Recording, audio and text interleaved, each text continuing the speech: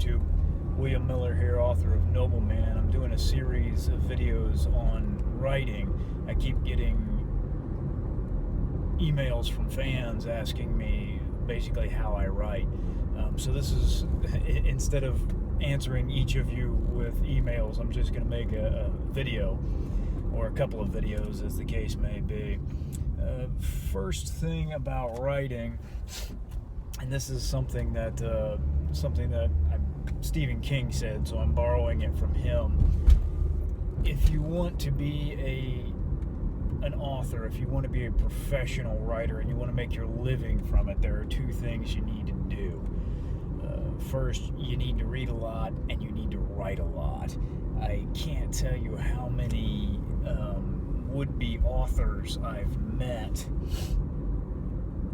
people that come to me and they're like, oh, you know, what you do is so cool and I want to be an author.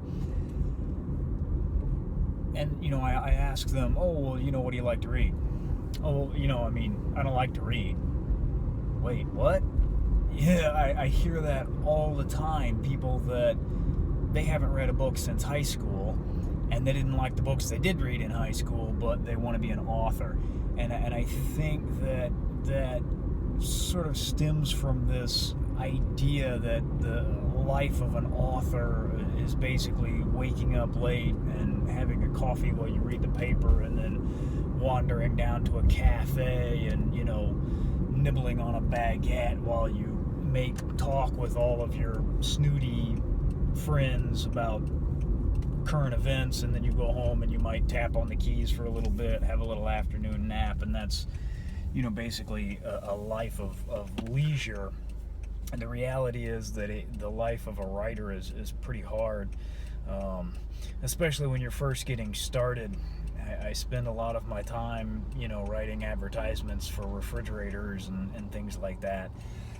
So if you don't like to read books, this is probably not the job for you. It would be like, you know, taking your car to a mechanic and he's like, oh, you know, I mean, I'm really not into cars. I don't like cars, you know.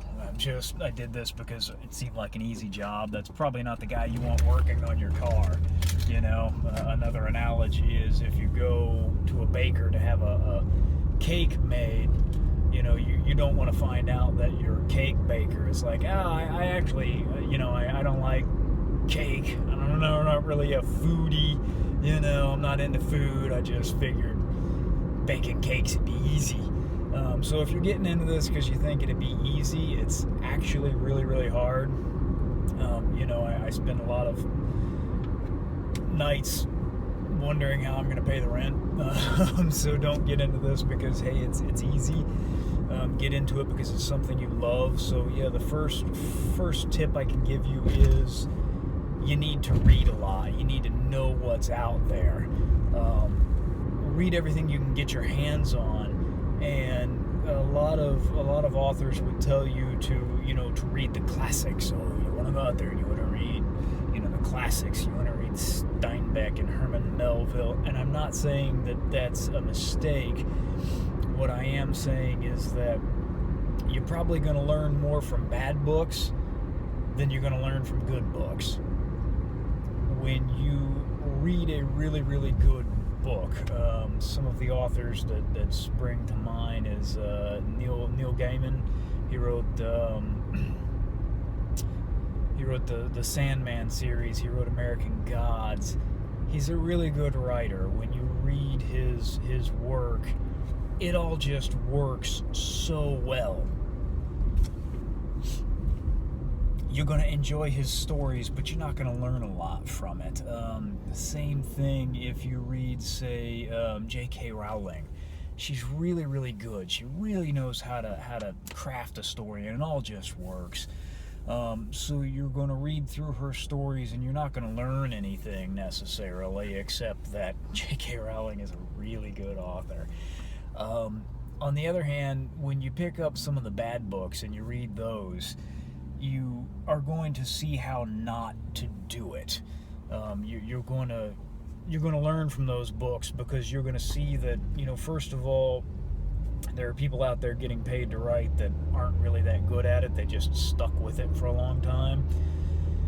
And you're also going to see things in their writing, and it's gonna make you think, oh gosh, I'm never gonna do that in my writing. So read everything you can get your hands on. Read the bad books as well as the good books. It'll teach you a lot. So my first bit of writing advice for those people who kind of keep emailing me saying, how do you do it, is read a lot and write a lot. I'm not that fast of a reader, but I managed to finish about a book a week. So, I read, anywhere from 40 to 50 books a year. And I write about 1,000 to 2,000 words a day. Okay, so read a lot and write a lot. That's my first bit of advice to you. All right, thanks for watching. This is William Miller. See you next time.